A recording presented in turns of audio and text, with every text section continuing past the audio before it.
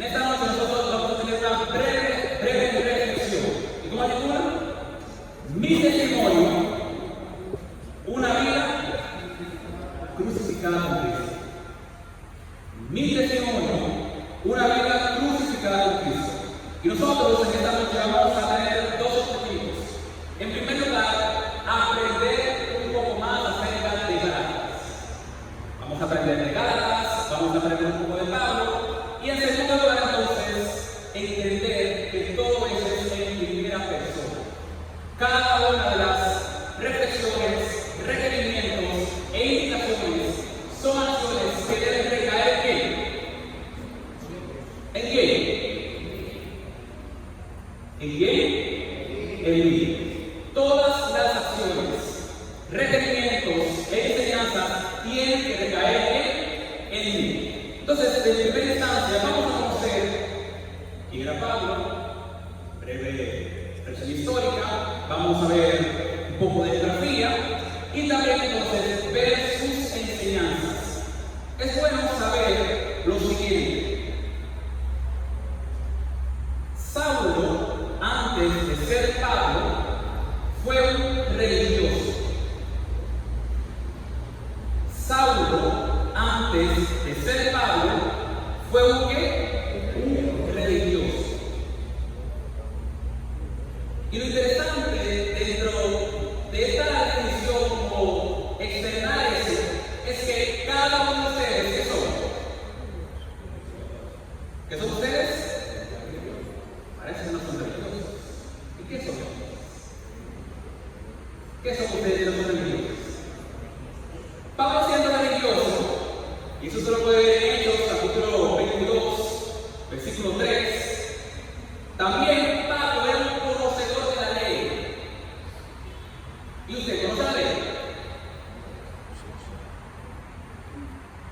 ¿Conoces la ley? ¿Conoces el Antiguo Testamento? ¿Has estudiado el Nuevo? Hay dos diferencias aquí. Pablo era religioso. Recuerden que todo lo que vamos a hablar tiene que recaer en mí. Pablo era religioso, pero Pablo también conocía la ley. Y eso usted lo puede ver en Filipenses 3, 5, 6 en adelante. Pero Pablo, siendo un religioso, educado, un estudioso, tenía otras tres características que yo espero que no estén en ninguno de nosotros. Número uno, Pablo era un perseguidor. Aquí no hay perseguidores, ¿verdad que no? Esperamos que. ¿Verdad que no? Estudiantes, aquí no hay perseguidores. ¿Verdad que no? Docentes, aquí no hay perseguidores. ¿Verdad que no? Administrativos, aquí no hay perseguidores.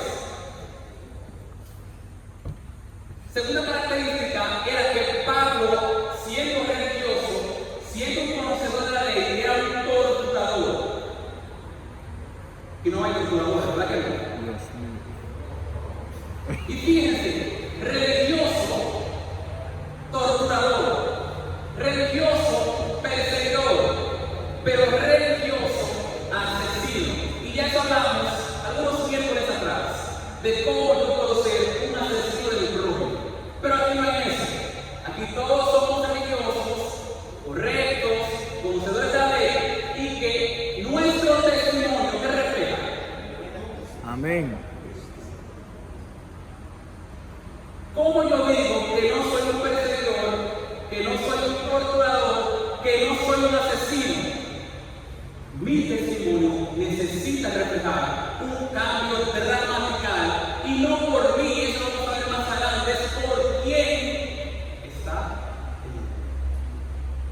¿Quién está en mí?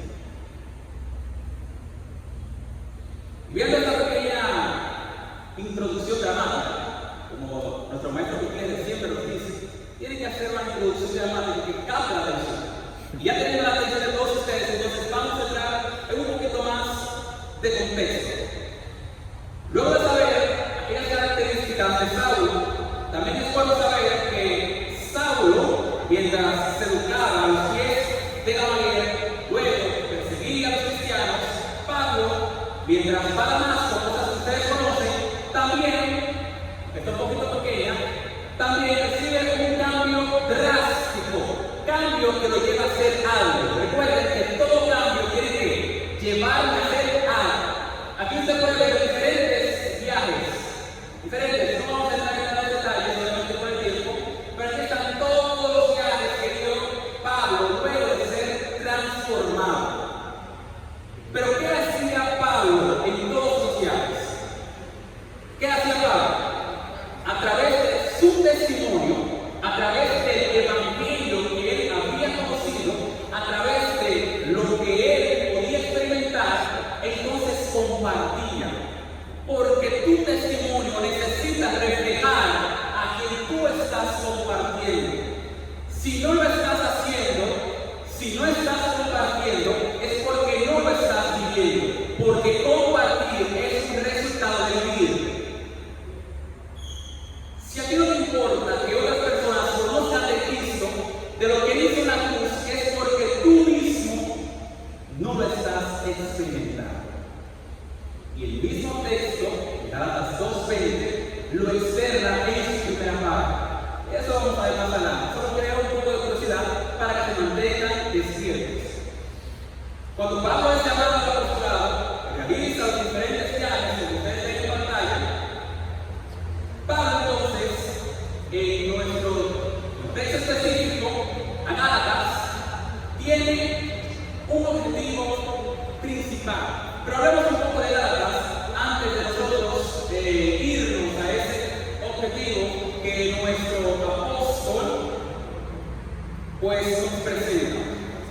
Conociendo un poco acerca de Galacia, era una región de Asia Menor, la cual se convirtió en una provincia de Roma. Era una región de Asia Menor, la cual se convirtió en una provincia de Roma. Gálatas o Galacia está ubicada donde hoy se conoce por Turquía Central. Y eso tiene una relevancia importante. Cuando Pablo va a evangelizar, ¿de dónde era Pablo o Saulo? ¿No se cuenta? ¿De dónde era Saulo? ¿Dónde está Tarso aquí? Ahí usted lo puede ver, Tarso.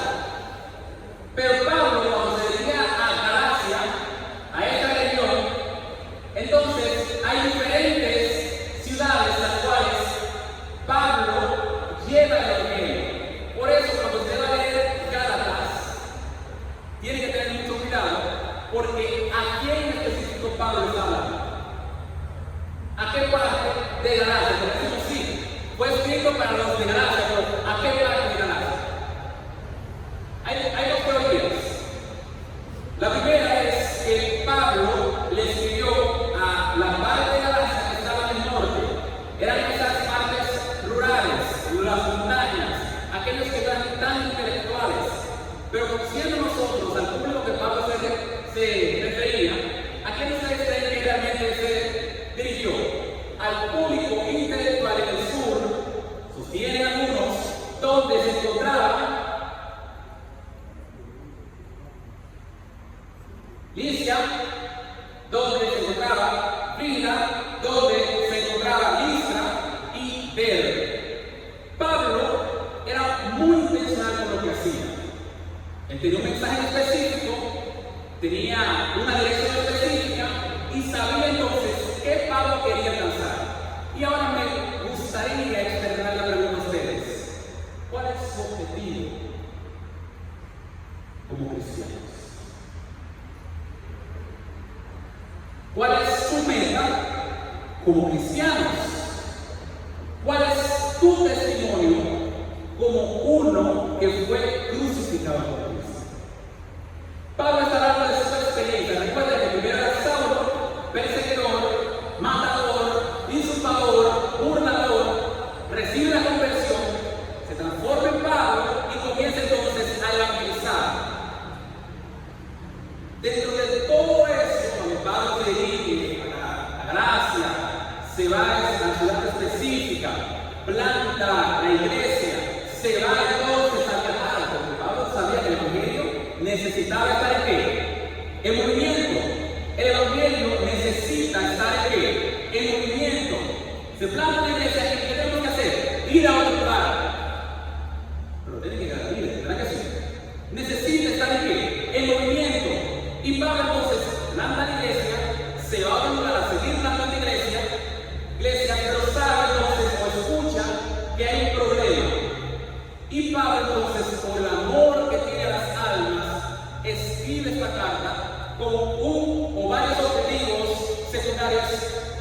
importantes.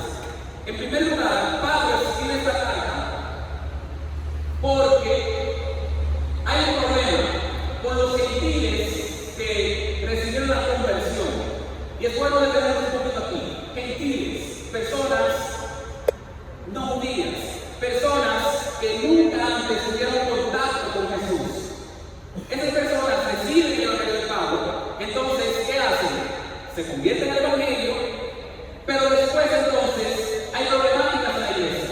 Hay influencias de judaizantes, otros líderes religiosos que están confundiendo a la iglesia, que una vez era gentil y que ahora entonces está conociendo a Cristo. Mucho cuidado con tus enseñanzas dentro de Dios. Mucho cuidado con tu influencia dentro de la iglesia. Mucho cuidado. Mucho cuidado con confundir a los hijos de Dios. Y mucho cuidado a ti que escuchas dejarte confundir. Mucho cuidado con confundir a otros y mucho cuidado con tú dejarte confundir por no vivir testimonio con Cristo. Hay problemas en la iglesia. Hay distorsión del evangelio. Hay influencia de líderes falsos. Hay legalismo. Circuncídate. Practica la ley, las obras te van a salvar. Tú no necesitas una justificación por fe. Tú no necesitas una cruz. Si cumples la ley, ya vas a ser salvo. Mucho cuidado. Mucho cuidado con las falsas doctrinas. Mucho cuidado con las falsas enseñanzas. Mucho cuidado con dejarte confundir. Luego de eso, entonces, ¿qué Pablo hace? Comparado con lo que tú estás haciendo. Pablo, como ama su iglesia, entonces comienza a abordarla. ¿Te haces indiferente cuando en tu iglesia hay problemáticas? ¿Te haces indiferente cuando tu hermano está cayendo en pecado? Pablo con amor aborda con autoridad. Y Pablo también, ¿qué más hace? Da un mensaje firme y directo al problema. Está mal y necesita volver una vez más a Cristo. Y entonces, vamos a avanzar. Ahí se ve que eso es el apostolado, capítulo 1 al capítulo 2, la justificación por la fe, la parte de la ley, y un esquema que si usted quiere yo se lo comparto más adelante. Y vamos entonces, ya ir aterrizando en nuestro texto, viendo esta pequeña declaración del tema central de la carta a los Gálatas. La justificación con extensión a la fe. La justificación con la extensión a la fe. En este libro de John Stott, Cross of Christ, la cruz de Cristo, él dice lo siguiente: el término de justificación es un concepto teológico o la información que Dios deja que nosotros conozcamos de Él. ¿Qué es la teología? Es el estudio de lo que Dios deja que nosotros conozcamos de Él. Y esto se refiere al acto por el cual Dios declara justo o inocente a quién? A un pecador. Cosa que nosotros conocemos. Pero hay detalles que vamos a dar aquí. Dicha prestación o entendimientos debe concebirse como un acto legal. Un acto legal. Adquiriste un terreno. No tienes papeles de terreno. No hay nada legal. Voto mexicano, eso es algo de boca a boca. Llega un primo, guante los valores, como decimos aquí, con papel de terreno, pero tú tenías ese terreno que adquiriste.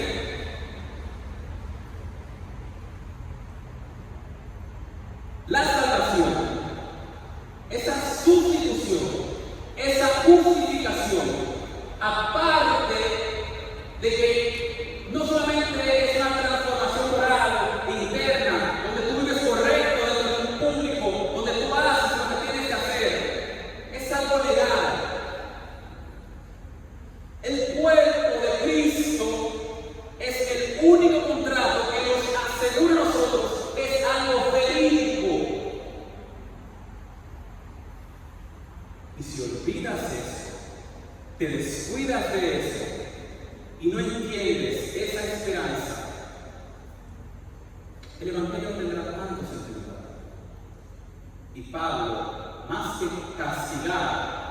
que les habían instruido, Pablo se estaba asegurando de que eso nunca, no importa quién te quiera confundir, nunca se pierde de vista.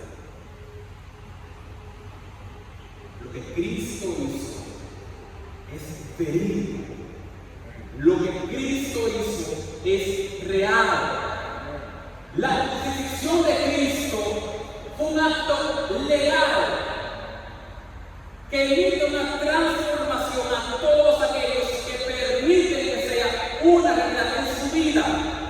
Y aquí entonces está la diferencia entre aquellos que no aceptan y aquellos que sí permiten que suceda. Cristo eliminó la justificación. Eso no depende de nosotros. Eso fue en el pasado. Eso fue una vez y para siempre. Eso lo hizo Cristo. Pero para que aplique en mí, tiene que suceder un proceso de qué. ¿Cuál es el proceso que tiene que suceder para que la justificación que hizo Cristo aplique en mí? ¿Qué tiene que suceder? Cuando usted acepta, ¿qué proceso está sucediendo en su vida? Y aquí entonces no podemos vivir un cristianismo en automático.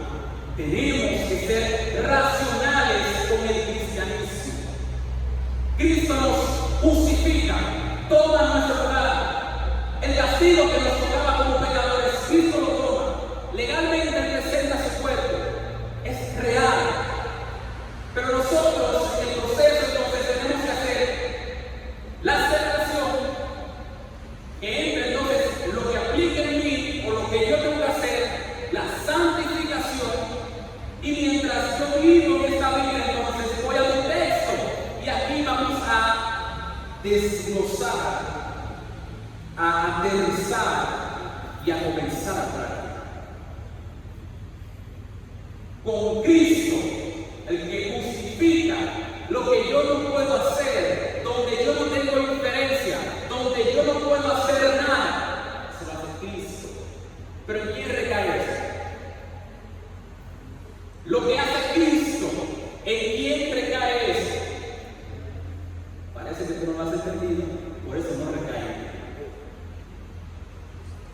Si en ti no recae lo que hizo Cristo, levántate ese asiento, goza aparentemente lo que presenta en el mundo y olvídate de estar sentado ahí.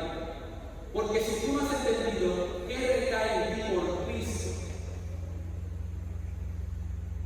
miércoles, viernes, sábado, todos los días de la semana, los estudios personales, no tiene sentido.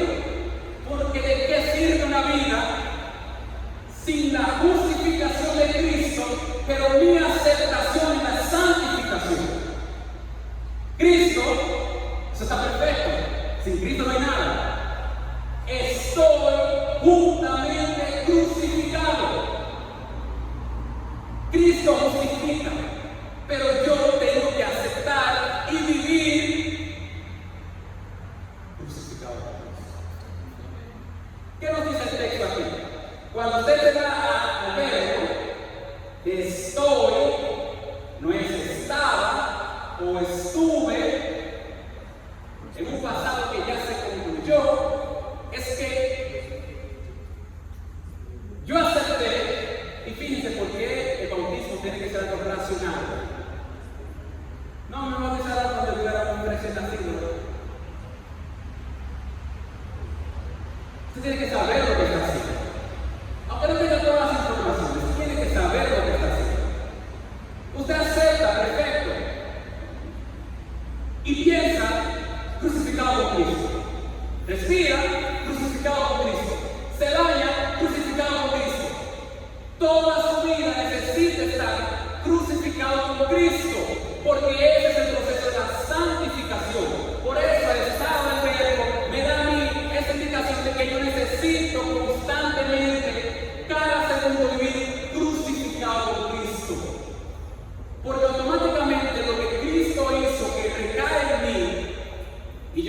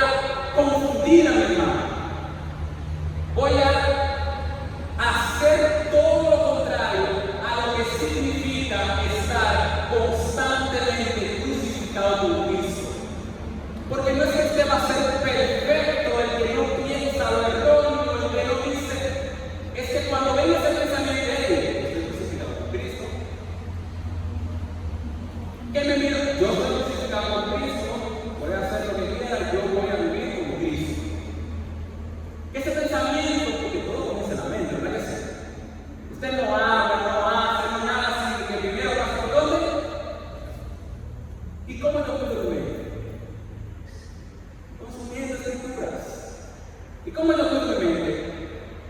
Señor, ayúdame, sometiéndome, pero no queremos ser autosuficientes. Y eso entonces está pasando con la iglesia. Y yo confío que lo esté pasando con esta iglesia. Porque automáticamente usted decide constantemente vivir crucificado con Cristo.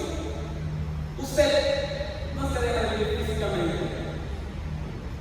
sino que sus acciones, su testimonio, su vida, y dejemos de teorizar el Evangelio, es cuestión de práctica, entendimiento y práctica, entiendo y practico. De nada te vale saber lo que no practicas. Comienza a vivir con Cristo. Que tu familia se note que tú estás crucificado con Cristo. Que tus hijos noten que estás crucificado con Cristo. No por lo que le digas, sino por lo que le digas y vean que tú haces. Que tus estudiantes vean que tú docente estás crucificado con Cristo. Que desde la rectoría nosotros veamos que el pastor está crucificado con Cristo. Que todo el campus de estudiantes que tú estás crucificado con Cristo. Y eso se ve. Todos lo ven. Porque tú has entendido. Y lo que ahora tú vives en tu carro pecaminosa que te va a decir, mira, habla más de ese muchacho. Hace tal cosa. Lo vivo por la fe. ¿En el Hijo de qué? El que me ama. Aunque parece amor, ese amor denota el sacrificio que hizo, la libertad que Él me tiene ahora para que yo, a través del Espíritu Santo, continúe aceptando, y el que me va a glorificar. Cristo lo hizo. Cristo me está santificando cuando yo decido aceptar lo que Él hizo, y Cristo me va a glorificar con el Padre y el Espíritu Santo cuando ahora que está pasando el juicio investigador, cuando ahora que tú estás siendo juzgado, que yo estoy siendo juzgado, yo decido estar crucificado con Cristo. Y cuando Él venga por segunda vez, que ya el juicio se haya terminado, la gracia cerrada, entonces yo entre con Él y viva con Él por la eternidad. Pero ese resultado de la glorificación únicamente sucede en el que vive crucificado con Cristo, en el que practica vivir crucificado con Cristo, por la fe, solamente crucificado con Cristo. En este momento vamos a escuchar una intervención musical con Cristo. Mientras Él toca el instrumento, mientras Él canta, medite en cada una de las letras y medite en eso. Muchas veces es miércoles. No hay que nutrir la iglesia de miércoles. Todo el tiempo que una persona se pare en el público necesita mostrar la función de la iglesia, mostrar la problemática y mostrar la solución. Ya tú conoces que estás en la cara, eso es lo primero que tienes que saber. Ya tú conoces que Cristo hizo su trabajo, ya tú conoces que Él sigue haciendo su trabajo, pero también conoces que hay una parte que te corresponde a ti. Necesitas morir y juntamente vivir con Cristo. Escuchemos, y si mientras esta toca y canta, realmente tú lo sientes, ponte en pie, comprometiéndote con Cristo.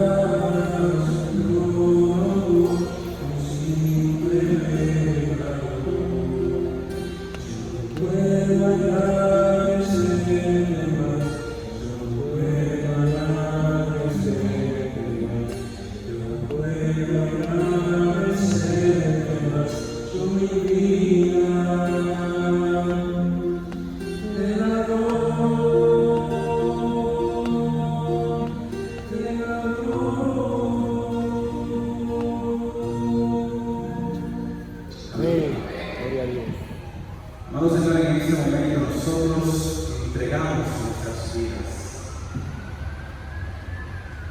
Oh Señor, somos débiles. Reconocemos, Dios, este cuerpo, esta carne nos gusta adorados. Pero más que eso, reconocemos lo que existe en la cruz. Que, oh Señor, ese conocimiento pueda verse vivo en nuestras acciones, en nuestro testimonio, Dios, de cristianos, de ser discípulos de José, ese testimonio de Dios pueda reflejarse en nuestra vida y nosotros, oh Dios, ser proclamadores de Dios. Gracias a Dios por tu palabra.